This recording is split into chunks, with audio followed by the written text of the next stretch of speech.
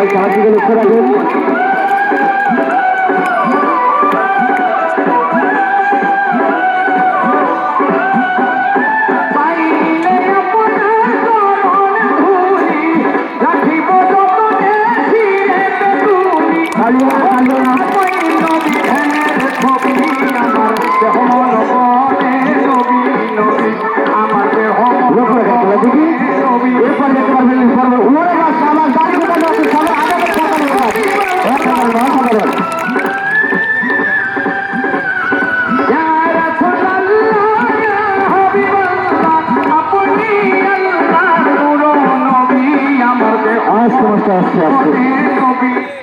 খেলতে ভালো লাগতেছে ভাই।